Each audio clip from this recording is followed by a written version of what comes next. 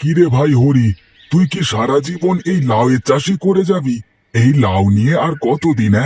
লাউ ছেড়ে একটু অন্য চাষবাস কর, তাহলে চাষের আসল মজাটা পাবি।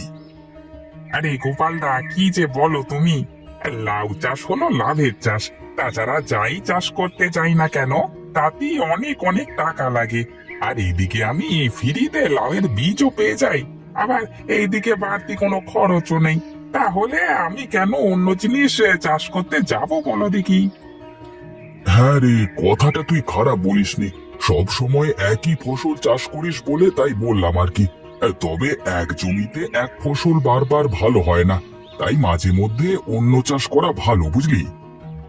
হ্যাঁ গো গোপালদা, আমি অবশ্য মাঝে মাঝে ভাবি অন্য কিছু চাষ করব, কিন্তু লাউ চাষে যে খাটনি নেই, তাই আমি লাউ চাষ করি। আর খাটনি কম করে বেশি লাভ হলে কেন অন্য চাষ করতে যাব বলো দেখি একটু আমাকে? ও আচ্ছা, তাহলে এই কারণে তুমি সারা বছরই লাউ চাষ করো। আচ্ছা, তোমার যা ভালো মনে হয় তাই করো। আমি যাই গো দাদা, বুঝলে?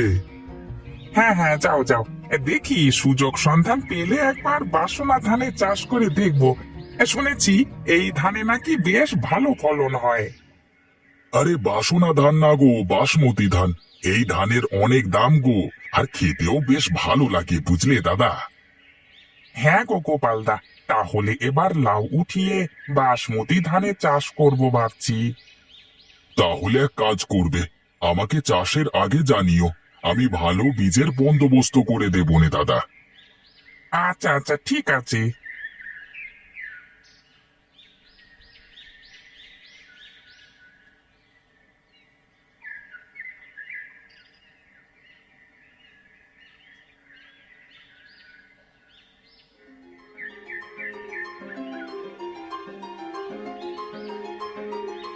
কি গো গিন্নি, এখানে বসে বসে কি করো?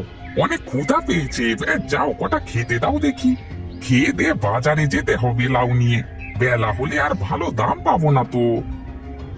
আচ্ছা আচ্ছা, যাচ্ছি গো যাচ্ছি। খাটনি করে আসলে দুদণ্ড বসো আগে। না গো গিন্নি, আগে খাবার দাও। বসেই তো খাবো। খেতে খেতে জিরানোটাও হয়ে যাবে, আমার সময়টাও বেঁচে যাবে। তোমাকে নিয়ে আর পারি না। মানুষ নাকি খেতে খেতে বিশ্রাম করে? এসো, ঘরে এসো, খাবে চলো। আচ্ছা ঠিক আছে, তুমি ভাতগুলো বাড়ো, আমি হাত মুখ ধুয়ে আসি, কেমন? আচ্ছা ঠিক আছে, যাও।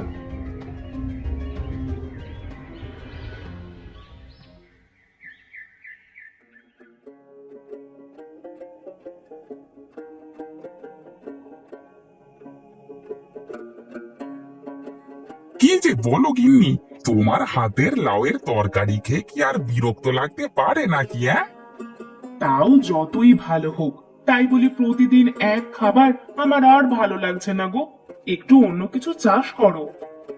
কি আর করব বলো, আমার চাষই তো এই লাউ। এটা চাষ করি তো বেঁচে আছি। অন্য চাষে কি আর এত শান্তি আছে নাকি? অন্য চাষে অনেক খাটনি। হ্যাঁ, তা তো হবেই। আমার এই লাউ রান্না করতে ভালো লাগে না। কাল থেকে লাউ রান্না বন্ধ। তুমি আমার মনে কষ্ট দিলে গিন্নি, এই কষ্ট আমি কোথায় রাখি? চুপ করে খেয়ে নাও তো, যত সব ঢং। আরে রাগ করো না, এবার লাউ উঠলে তারপরে বাসমতি ধানের চাষ করব। শুনেছি বাসমতি চাল দিয়ে ভাত রান্না করলে নাকি খেতে অনেক ভালো লাগে। সত্যি তুমি বাসমতি ধানের চাষ করবে? তুমি একবার খেয়েছো? বাসমতি চালের ভাত খুব ভালো লাগে। আর জানো, এই ধানের জমির পাশ দিয়ে গেলেই সুন্দর সুবাস পাওয়া যায়। আচ্ছা আচ্ছা, ঠিক আছে গিন্নি, তাহলে তুমি থাকো। আমি তাহলে দেখি, বাজার থেকে ঘুরে আসি, এসে গল্প করব তোমার সাথে, কেমন? ঠিক আছে, যাও, তাড়াতাড়ি ফিরে আসবে কিন্তু।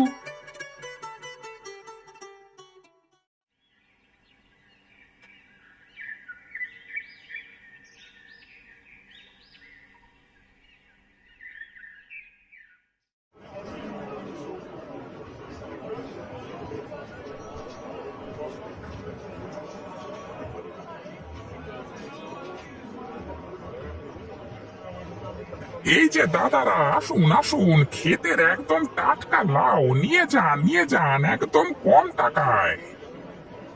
এই যে দাদা, লাউ কত করে বিক্রি করছো? আয় আয়, এই প্রতি পিস 20 টাকা করে। দামটা একটু বেশি হয়ে গেল না? 15 করে দিই। আরে না না, একবার নিয়ে গিয়ে খেয়ে দেখিস, তারপরে এসে বলিস ঠকেছিস কিনা। আচ্ছা ঠিক আছে, তাহলে তুমি কম করবে না। আচ্ছা দাও তাহলে একটা। এই নে, খেয়ে দেখিস, হ্যাঁ, তাহলে বুঝবি লাউ কাকে বলে। আচ্ছা ঠিক আছে, এই নাও তোমার টাকা।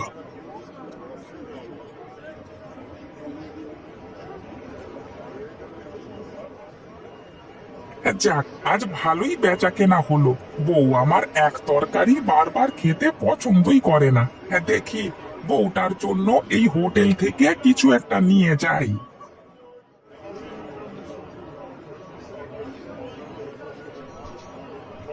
কি ব্যাপার, আপনি ভেতরে চলে এলেন কি জন্য? কেন, কি হয়েছে? আমি খাবার কিনতে এসেছি।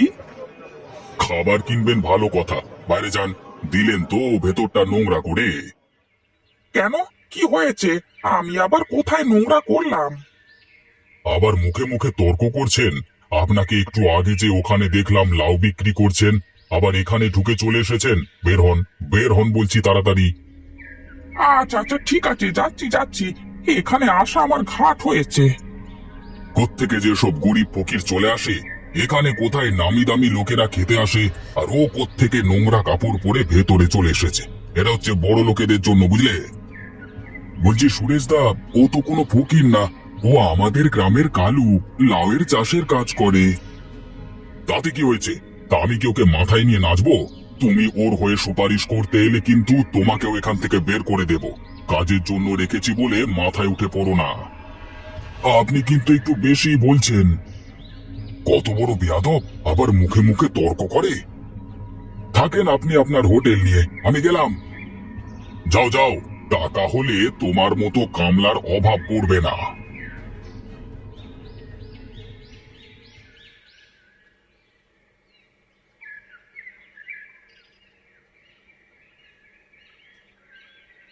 কিরে হরি, বাজার করে বাড়িতে ফিরলি মনে হচ্ছে। আবার থলের মধ্যে লাউও দেখা যাচ্ছে যে। তা লাউ বেচে লাউ কিনলি নাকি? আরে কি যে বলিস তুই, আমি তো লাউ চাষ করা একেবারে বাদ দিয়ে দিয়েছি। এখন আমি বাসমতি ধান চাষ করি। তা এতদিন কোথায় ছিলি? সেদিন হোটেলের ঘটনার পর থেকে তোকে আর খুঁজে পেলাম না যে আমি। সে অনেক কথা, এক সময় ফ্রি হয়ে তোকে সবকিছু খুলে বলবো আমি। এখন আসি রে, হ্যাঁ? না না, আমি শুনছি না। আজ নতুন ধান ঘরে তুলেছি, আর বাজার থেকে মাংস কিনেছি। আজ দুপুরে নতুন বাসমতি চালের ভাতের সাথে মাংস রান্না হবে। তোকে কিন্তু আসতেই হবে ভাই। আসতে পারি যদি ভাবির হাতে লাউ রান্না খাওয়াস। হ্যাঁ হ্যাঁ, সব হবে। দুপুরে চলে আসিস কিন্তু তুই, হ্যাঁ। আচ্ছা আচ্ছা, আসবো আসবো।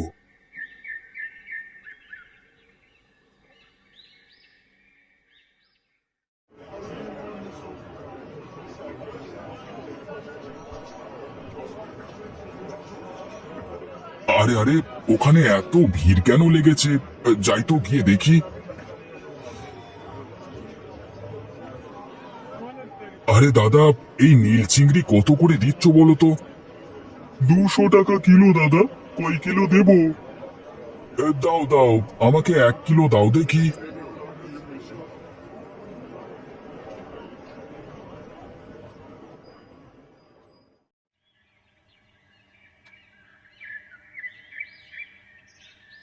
আরে বৌদি, কেমন আছো?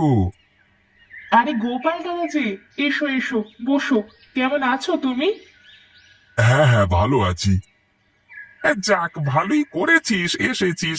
ভাত মাংস রান্না প্রায় শেষ। এরপরই লাউ রান্না করলেই হয়ে যাবে। আরে না রে না, আমি এখন খাওয়ার জন্য আসিনি। এই নাও বৌদি, বাজার থেকে নীল চিংড়ি কিনে এনেছি। ভালো করে জমিয়ে লাউ দিয়ে রান্না করো তো। তুই আবার কেন এসব করতে গেলি বলতো? ভালো করেছি। তুই আমার সাথে পুকুর পাড়ে চল দেখি, তোর সাথে অনেক কথা আছে। গিন্নি, তুমি রান্না করো, হ্যাঁ, আমি আসছি একটু। আচ্ছা ঠিক আছে ঠিক আছে, যাও, তবে তাড়াতাড়ি আসবে, আমার আর 1 ঘন্টা লাগবে। আচ্ছা ঠিক আছে গো।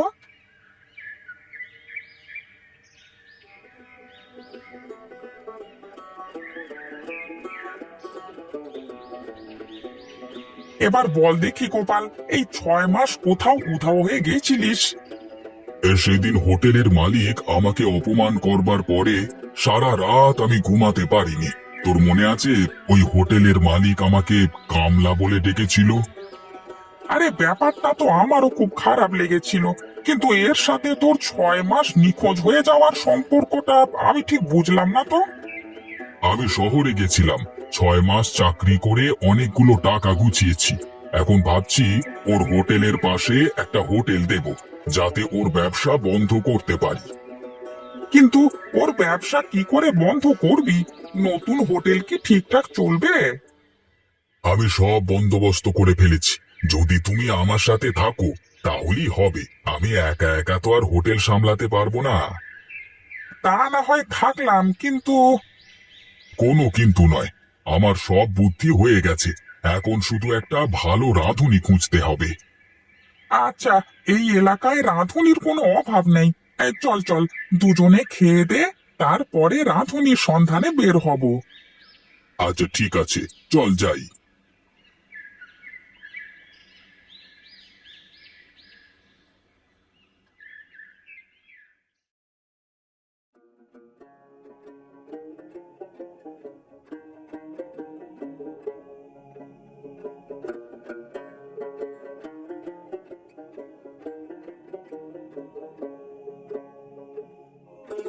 আহা বৌদি, বাসমতি চালের ভাত আর সাথে নীল চিংড়ি আর লাউয়ের তরকারি একেবারে জমে গেছে গো। বুঝলে হরিদা, বৌদি যদি প্রতিদিন এই খাবার রান্না করে দেয় তাহলে কিন্তু আমাদের আর বাইরে থেকে রাঁধুনি খোঁজা লাগবে না, আর খুব তাড়াতাড়ি আমরা হোটেলের ব্যবসায় সফল হব। হোটেল মানে? কিসের হোটেল? আমি আর গোপাল মিলে বাজারে একটা হোটেল দেব, কিন্তু রাঁধুনি খুঁজে পাচ্ছি না। তুমি কি পারবে প্রতিদিন হোটেলে গিয়ে রান্না করতে? হ্যাঁ, যদি বাড়িতে রান্না করা না লাগে তাহলে তো পারবে। আমার তো বাড়িতে রান্না করা ছাড়া আর কোনো কাজ নেই। আরে তাহলে তো হয়ে গেল, সারা দিন রাত আমরা তো হোটেলেই থাকবো, তাহলে আর বাড়িতে রান্না করা কেন লাগবে? আচ্ছা ঠিক আছে, তাহলে এই সপ্তাহের মধ্যে হোটেল চালু করে ফেলি। কি বলিস তুই গোপাল?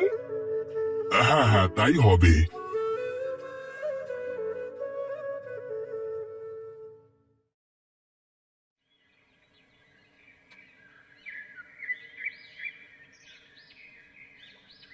হায় হায় হায় হায়, এ আমার কি হতে কি হলো গো! আজকে 1 সপ্তাহ ধরে হোটেলটা একেবারে বন্ধ, 1 টাকাও বেচা কেনা নেই। এরকম চলতে থাকলে তো আমি একেবারে পথে বসে যাব। এই যে দাদা, আমাকে আর 1 প্লেট ভাত আর চিংড়ি মাছের তরকারিটা দাও তো দেখি, ব্যাপক হয়েছে বুঝলে। হ্যাঁ হ্যাঁ, দিচ্ছি গো দিচ্ছি।